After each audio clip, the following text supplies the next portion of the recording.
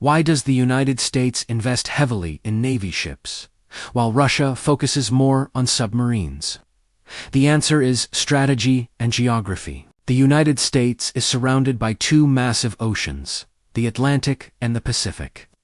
To project power worldwide, it needs aircraft carriers, destroyers, and large naval fleets that can operate far from home and protect global trade routes. Russia, on the other hand, faces a different challenge. Most of its ports are frozen in winter and easily blocked by enemy fleets. So instead of large surface ships, Russia invests in submarines that can hide underwater, move silently, and strike from anywhere.